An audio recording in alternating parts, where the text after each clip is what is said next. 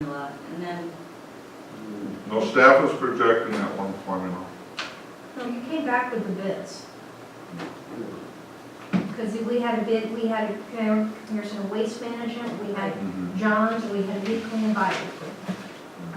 So we have the actual bids. Now then, I'm assuming then you went in after, you negotiated after getting a bid? I don't know how I would want to characterize that. All I know is really at the end of the day, when the final contract proposal came in, the recycling formula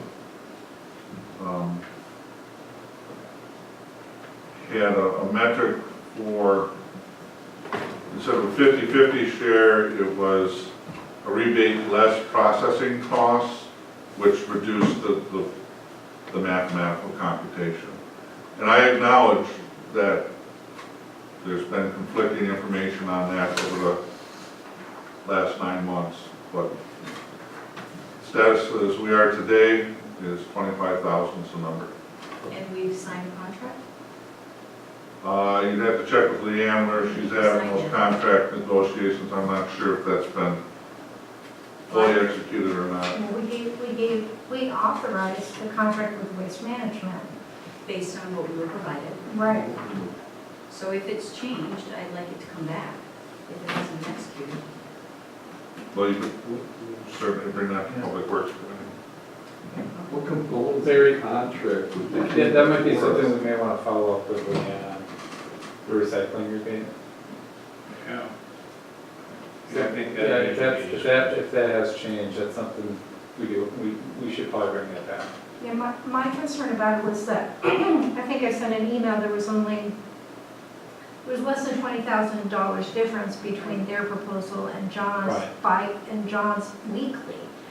So, you know, if things have changed that substantially, you know, Right, we actually took we it. may have been able to go to weekly, which I think we all wanted to do actually, but didn't because of cost, so that's what the concern was. Yes, Well, let us take a look at that. that's fine. And the second thing that unless anyone else has questions on it. Okay, just the second thing that I had mentioned before, we are finalizing our Wilson Drive design. I know it's coming back in November. One of the things that hasn't been settled yet, and it will be settled in 2018, and I have requested a placeholder just for the snow blower, the snow blowing, or melting, I should say, the snow melting machine. I do have an article here. It's not the stationary one. It would be, you know, I did a Google search and I came up with in 2 minutes the mobile one. And I understand there's fuel cost questions, and we were going to get a staff analysis back of the options for moving the snow off of Wilson. We haven't gotten that yet, and so I'm just wondering if I guess I would like to just propose that we put a placeholder in our capital budget. It would be bonding, just like a truck. If we don't do it, and we don't, you know, then we don't, like you said, it's a plan, we don't have to bond for it. It would come back before us. But I do want the intent, you know, to be known that we are looking at the issue. We have every intent to resolving the issue. And one of the choices, one of the alternatives, which we haven't ruled out at this date of budget adoption yet, was the snow melting machine. So it's a truck actually, but If you get the price, what was that mobile machine that we could take from site to yeah, site? I can hand that out tonight and then one for the Well, file. I've heard just, do you know what the I price heard was? 200 to 230 is kind of the range I've been Yeah. hearing. Yeah, so Yeah. we're In that ballpark. No, it's, yeah, it's, It has I to can be give you functional exactly. for the amount of snow you're trying to put in, so you don't I have understand. staff. Yeah, I understand, and I've asked for some research on it. Right, And it's it- being done, we they were have- working right. on it. And I understand staff is doing that, And that's I'll fine. get back to Leanne, And if remind we can her. get this resolved before budget adoption, I'm fine with that too. We don't have it, and I don't want to rule out an option if we don't have the material to do so. If I could just add though that refuse equipment and fire equipment are specific exclusions for bonding, or actually for issuing debt for notes. Okay. Normal operations, highway operations equipment is not debt financeable. Okay. But we could certainly, So So you're saying that it has to be in the operating budget? You can't, It can't be funded through debt proceeds. okay, but wait a minute. Even a Coke. We funded 3 garbage trucks and they were all And through. it's a specific exemption under state law.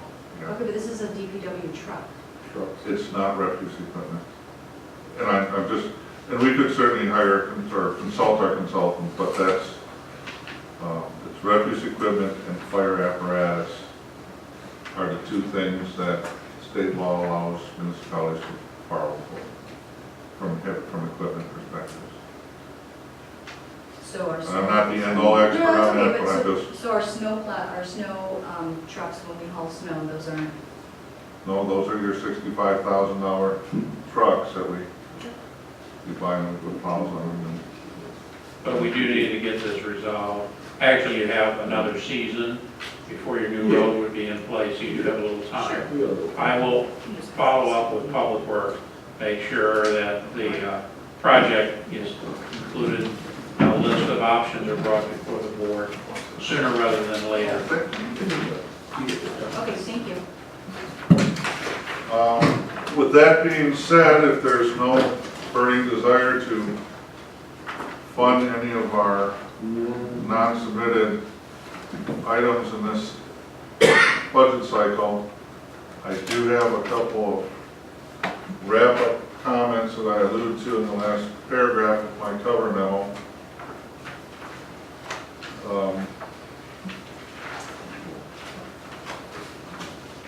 What I would propose, again, is to try to tighten up our budget cycle to our anticipated expenditure restraint limit capacities, which right now is about $211,000 after the adjustments.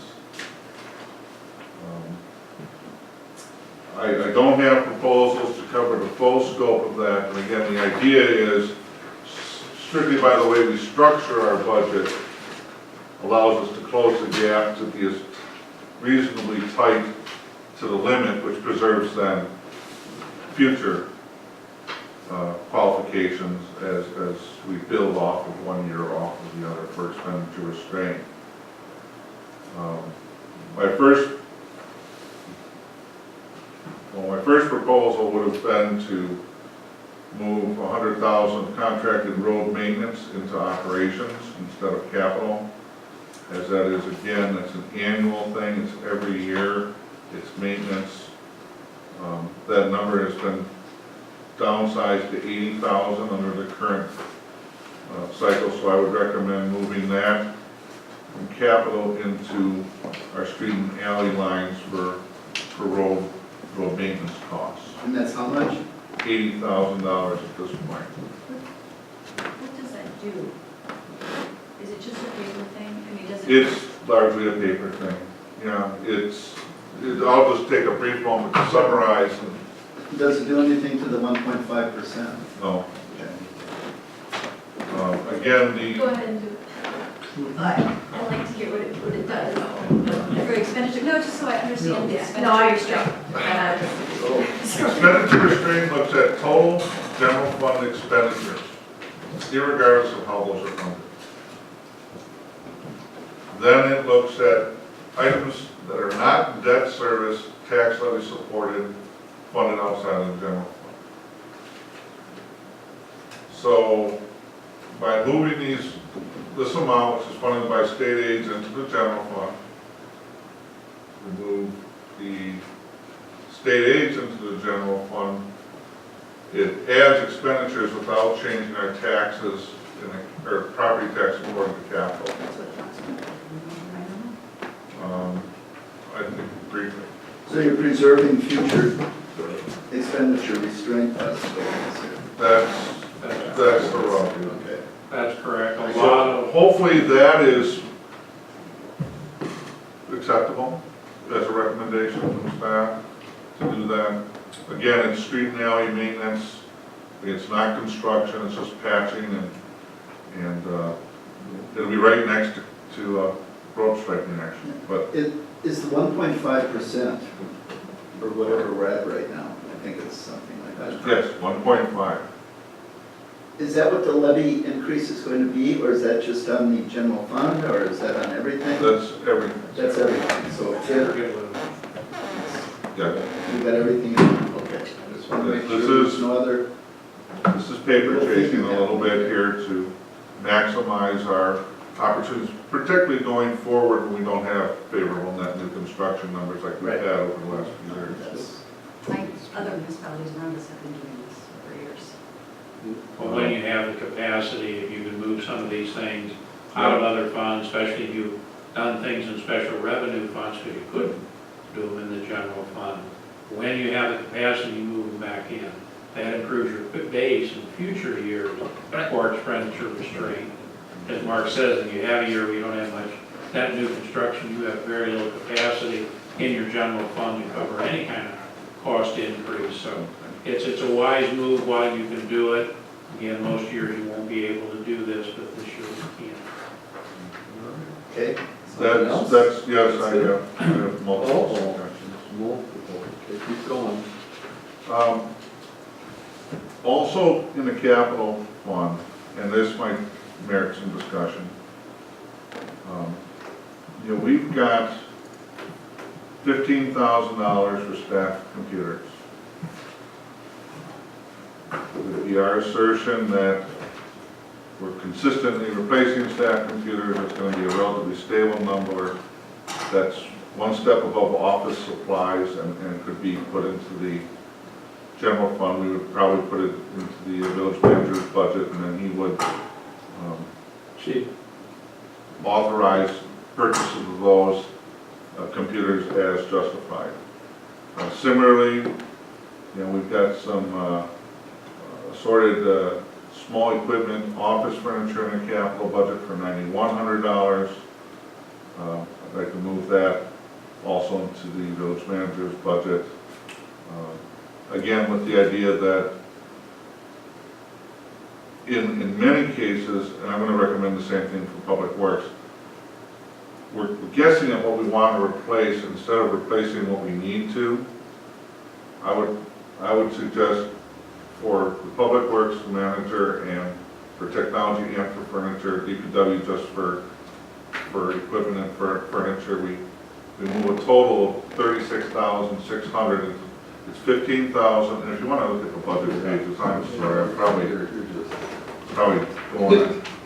I'd say it's 120, 124. So, and I've kind of had this idea for a while, which is why those are in red or magenta font. So staff computers, the general village hall type equipment and furniture. I mean, if a mail opener needs to be replaced, we would hope that you'd support us one way or another, and perhaps. Nope. And then the DPW equipment is the very top of page 125. So I'd like to move those into operating with, again, the general expectation that they're going to stay, small equipment, office type things would stay in operating, and those would be budgeted in lump sums each year, and then we would use our discretion to expend those funds as necessary, not trying to project out when something is going to be needed in budgeting. And then, because again, we're budgeting, now we're replacing, Yes. So what's that all that up to? 36,600. I appreciate what you're trying to do, and I agree with it. My only concern or my question is, at this moment, I think, correct me if I'm wrong, we replace computers and furniture. I got the library replacement schedule, but I know you have a schedule, like, okay, yes. As a matter of fact, That's all. On that one. We think of I'm trying to learn. This is the general government technology equipment component replacement schedule from the master asset list. The total number is at the back of the schedule, but as you can see, you know, this stuff is just popping left and right every year. It's ranging from 15 to, obviously, we're not going to use 2020 as an example, we'll manage that. 15 to 20,000 a year to replace all these computers, workstations, printers,